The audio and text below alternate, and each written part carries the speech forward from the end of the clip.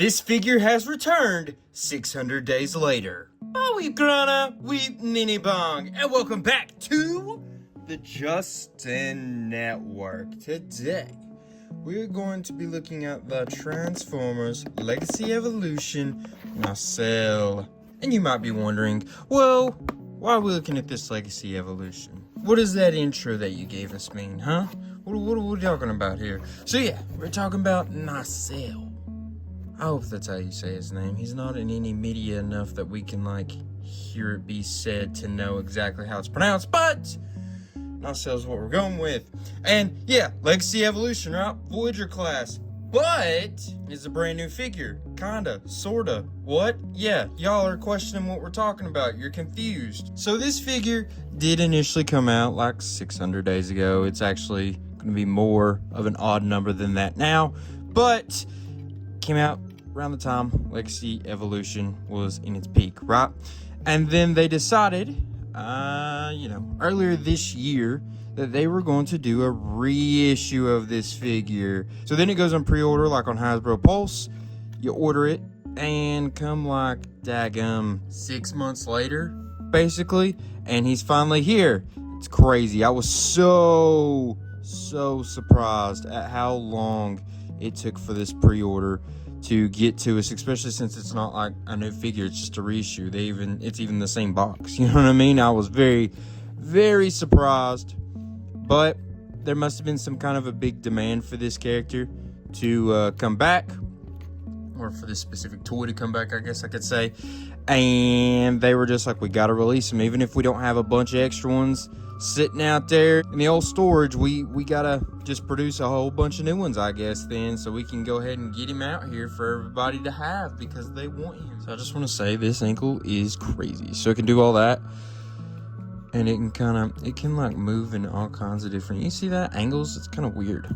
I did not expect that. And it's funny because we've looked at this mold before on our Cinder Shockwave figure. Yeah, remember that from Legacy Evolution as well. This is a mold they used quite a bit for the Seekers. Anytime you have a Seeker mold, which is what this is, you're gonna get it used a lot. That's just the name of the game. That's the way it goes.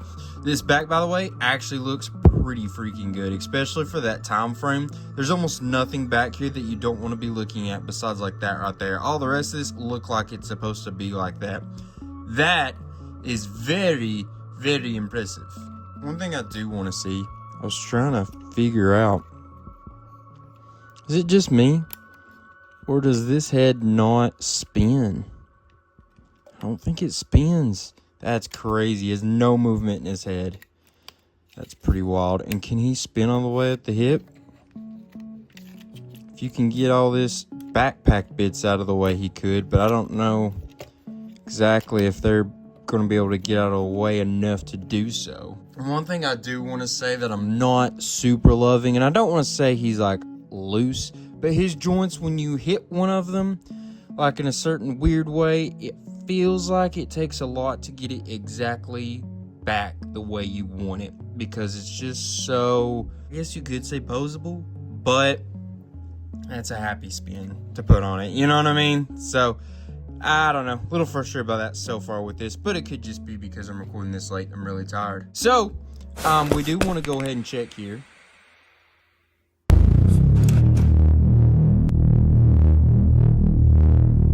To see if he can T-pose, which he can. It was a mighty handsome looking T-pose if you ask me. Then we're going to see if he can also do the famous Jean-Claude Van Damme pose with that splits, and yes, he can. Those feet look kind of crazy. It looks like he's wearing crazy heels, but yeah, he can do that. Not gonna be able to hold himself up because of these bits right here, but he can in fact do that Jean-Claude Van Damme pose as well. How about now though, we get a load of his accessories that he comes with. He's got his two blasters here. They're actually pretty cool.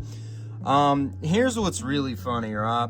I wanted Nacelle mainly, by the way, anywhere you got a 5mm port, that's going to be able to fit in. So you've got tons of options there.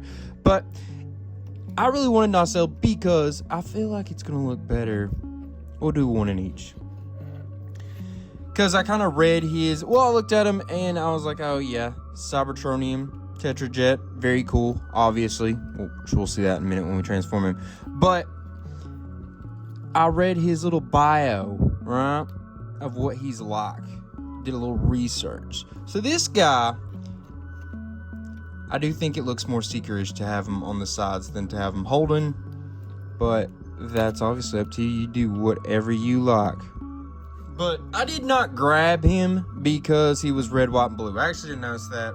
Like, America red, white, and blue, and Tyler sitting here, you know, messing with him. And I was like, oh, that's kind of funny. He's just an American flag, but add in a little bit of yellow. So, you know, a little funny there. But that's definitely not why I got him. But what made me think of it, I guess, would be these blasters here. They kind of look like those rocket pops. But I'm getting on a tangent here. What I'm trying to say is the reason that I really wanted to get this character is because I read his bio, what he's like, right? And this is a guy that I think we all can relate to. So Nacelle is not that great at anything, right? He doesn't really know his way around super well. He's not the best flyer. He's not the strongest. He's not the smartest. But all he wants is to be looked at as one of the great Decepticons, like Starscream, Shockwave, Soundwave, those guys. And it's like, dang, that's relatable, dude. That's actually really cool. I don't remember there ever being a Transformer that really has a personality like that. And I know a lot of Transformers have like personality traits and different like box art that it'll say like little descriptions and bios and stuff like that. But I feel like in the TV shows, they do have an issue with not making a lot of the characters broad enough in personalities. I think you get a lot of overlapping personalities from continuity to continuity, show to show, movie to movie, especially like in the Bayverse. A lot of their characters are basically exactly the same, especially when we're talking about the Decepticons. They just are evil. You know what I mean? That's their whole personality trait. So I thought that was a really cool personality trait to give a character, specifically one that is a Decepticon. You know what I mean? I thought that was pretty cool. By the way, just noticed they have light popping bits in there. Don't think... Yeah, no, his eyes are solid. That see-through plastic right there would usually mean that there's light popping in his head. As you can see, there is no light popping. His eyes are totally solid, so that's interesting. But there are those plastic bits through there that hopefully age decently well and they don't mess up or anything like that. But God, he's got a good look. But I just thought that was a really, I know, squirrel brain here, ADD mother trucker. I just think that's a really cool personality trait. And I read that and I was like, that's cool. I like this guy. I totally can relate to him and I want to get a toy of him. So I'm really glad that we got this reissue so that was like an opportunity for the people that weren't able to get him when he initially came out, like me. You know, Hasbro does do some pretty cool stuff like that. They do these reissues fairly often. So if you go to his highest point, measured up, he's going to be about 7 inches tall. And then if we go width here, obviously the last point is going to be his wingspan. And that is almost 6 inches exactly. Pretty darn close anyways.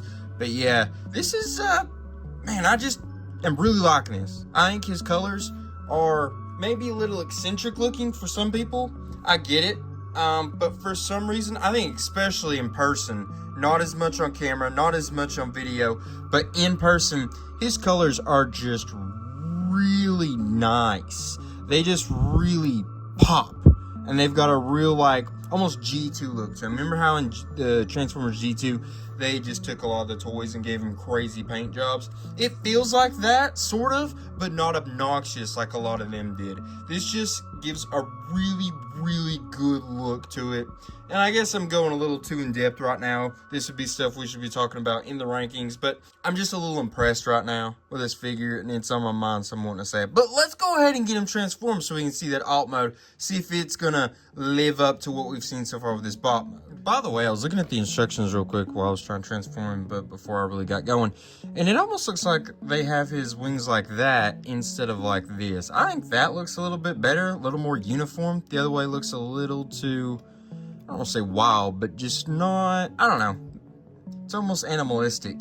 Also looks like it's actually supposed to be like that on the back with this down like that, which, you know, not too bad. Does that mean that we could do, hold on, nah. See, it looks like this little piece back here should be able to flip down separate from the head, and that the head would be able to stay up and be able to spin around and do different things, but it doesn't. What do you know? they had it wrong out of the package. It's totally right. So yes, you do want that down because that's going to be down so he can move his head all the way around. We're learning, guys. This is an informational video for me as well, apparently. So there we go. Nice little points added back on and takes away something that we were disliking a little bit there. So way to go. Let's go.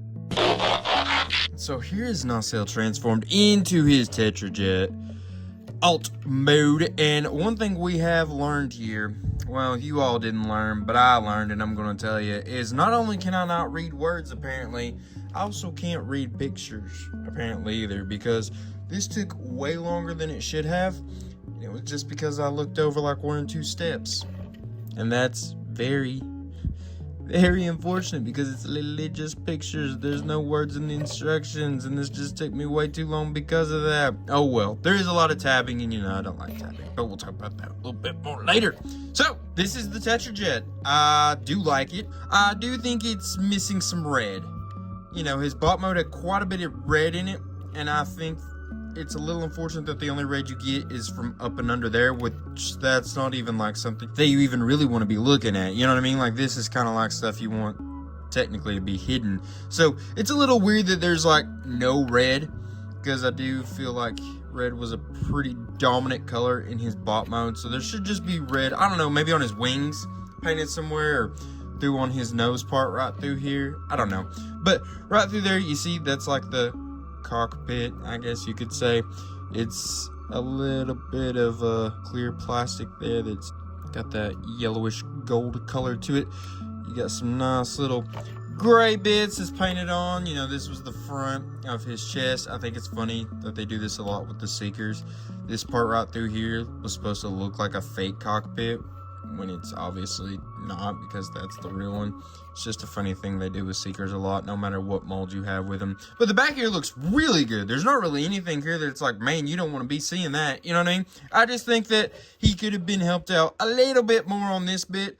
There was some red added in through here, and it wasn't just that complete solid blue. It looks almost slightly unfinished, I guess you could say, because it is just the blue plastic. There's no paint, there's no nothing through there. But nonetheless, this does look pretty good. It's different than the Center Shockwave, because the Center Shockwave didn't have like these wing bits through here, and it does, and it gives it a more of that just legit Tetrajet look that we're used to seeing, like from the original G1 cartoon, and the other media that has come since. So yeah, I'm really liking this, not gonna lie.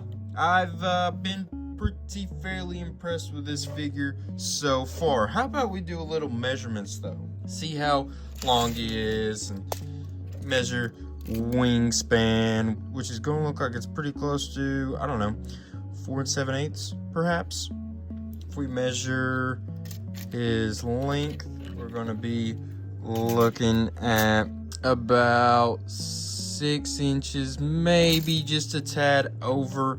And if you go from the ground to his highest point, that's going to measure out to maybe just, slightly under 3 inches. As you can see here, there's a little bit of an open bit right there. It's supposed to puzzle piece kind of more together, but this is a mold that has been used so freaking much, so I would assume the original use of this mold probably fits a little bit better in through there, and it's just because this mold has been used, like I said, so much.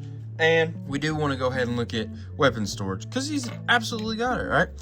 Plug it in right there. It's not going to fit in right there, but we could go, like I said, right on the actual wing top fit. Interesting. Or you could go right on that bit right there. Fits in way better right there than it does on the wing. The wing was a very top fit. So, you could do either one. I think I'm trying to look at it, see which one I like better. I think there's pros to both. I think they both look good. I think it's just which one you prefer, really. If you'd want to plug in there on the wing. So, totally up to you. It's your toy. You get to do it the way you like it. So, how about we get him transformed back? We got just a few more things I would like to look at. And, by the way, this is a really good alt mode. Love this alt mode. Big fan of the Cybertronian style alt modes usually. So I would not mind transforming him back and leaving him in this for display purposes. But because of the lack of paint through here, I would probably rather take his bot mode and maybe get one of those other seekers and hope that it looks a little bit better on this mode. Like I said, it doesn't look bad, but looks a little unfinished. And that would maybe be my one that I would display, like Thundercracker, Skywarp, one of the other uses of this mold. Alright, so we've got Nacelle transformed back into his bot mode. How about we measure him up against some other Transformers we've recently looked at on this channel, just so you can see how well he scales. Start off with a nice little core class. We've got Legacy United Geochrome from the Infernac universe, and as you can see, Nacelle's obviously very much taller than him. Now we put him next to an Age of the Primes Deluxe class. It is Decepticon Crasher. As you can see, still a good bit taller than her. And now we have a very modern Voyager class, Age of the Primes of the original 13, Alpha Trion. As you can see, if you're going head to head, Alpha Trion got a little bit of size on him.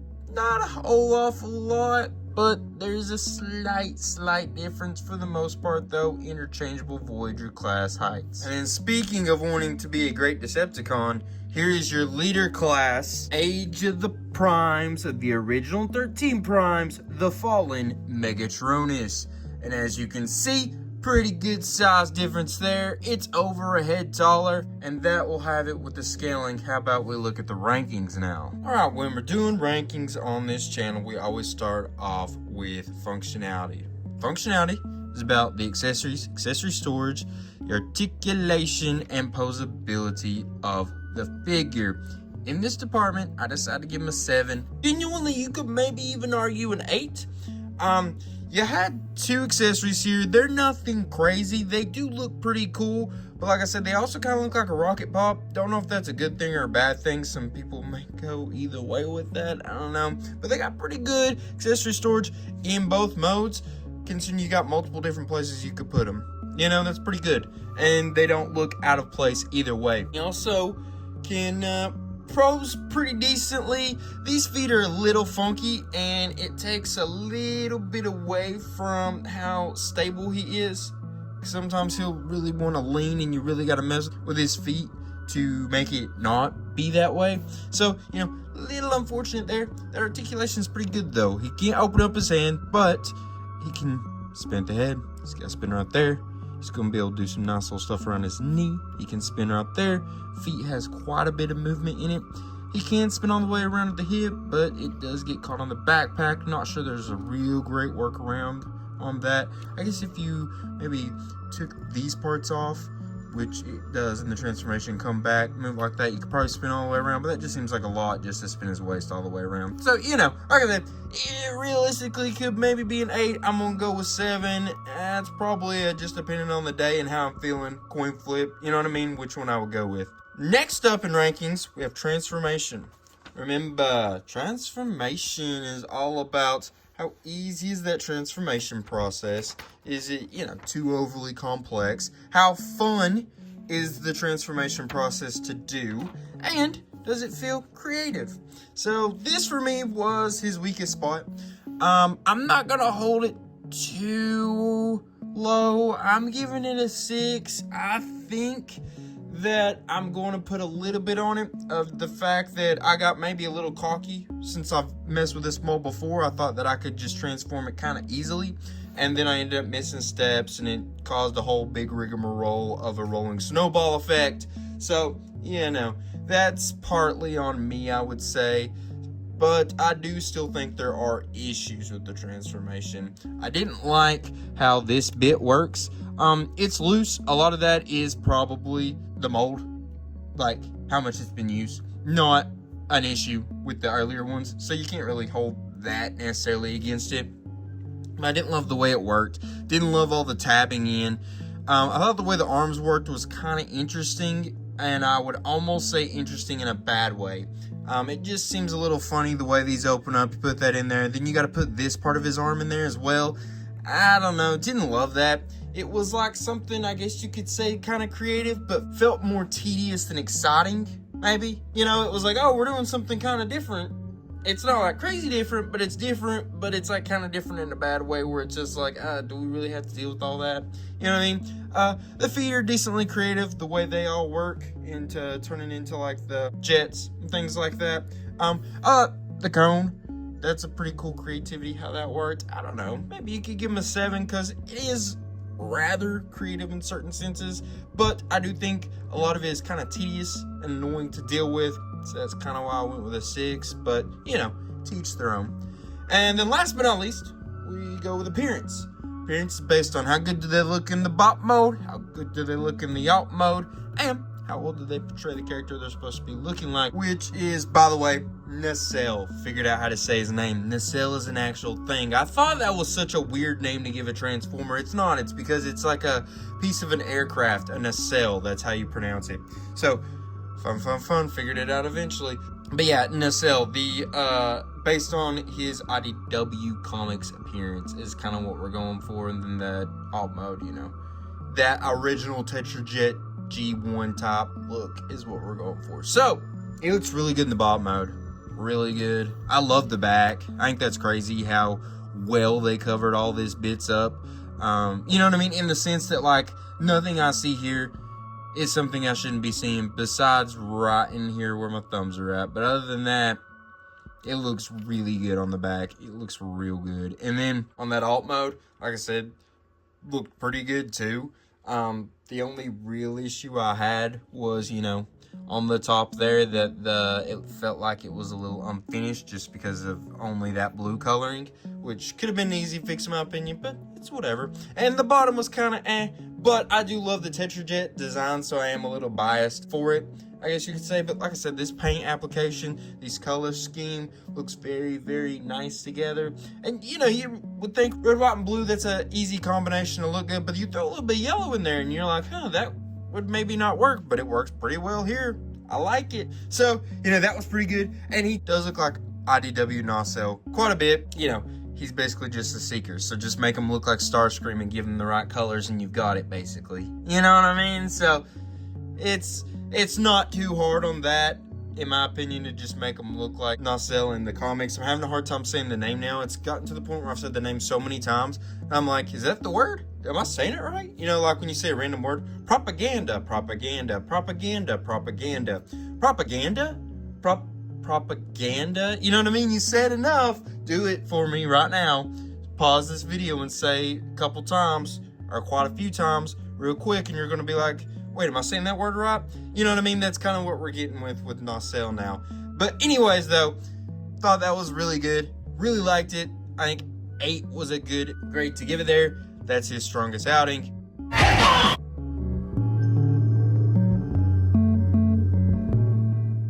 Alright, guys. So that is what we thought about Nacelle. This returning toy, this new toy / old toy, right? It is a pretty good toy. I'm really glad to have him in the ranks. It's always good to add a seeker, especially one that's in his Cybertronian form. It's really cool to learn something about a character that doesn't have a whole lot of lore, and it's really cool to find a character you can relate to. So I'm hoping that you guys heard about this guy's story here. I mean, you know, there's not a lot to it, but I hope you heard it, his personality here, and you were kind of like, aw, cute little guy. I like him now. You know what I mean? That's what we're here hoping. And hopefully, not only do you like him, you like this toy enough that you're like, I want to get that. But yeah, guys, gals, everything in between, let me know what you thought in the comments. I read every comment. I try to answer back to every comment as well. And while you're there, you could go ahead, how about share, like, subscribe? That would be fun as well. And if you're looking for something else to watch besides like toy reviews, you could go over to my second channel, Justin Network Movies, and you will see a little bit of some movie reviews over there. Working on some big videos right now. We've just been doing a lot of shorts, but you know, we got a lot of things in the tank there, and I'm really excited about the future of that channel. We got a lot of ideas and a lot of things coming in the months to come. So we digress back to saying love y'all, appreciate y'all. Come on back next week, because we're gonna have another toy review. Could be a Transformer, Star Wars, Marvel, DC, She-Ra, He-Man, G.I. Joe. Who knows right now? But come next week, you're gonna know when you show up and you see the video, right? That's what I'm saying. Okay, guys. Love y'all again. Appreciate y'all again. All I can leave you with now is a till all are one. Peace.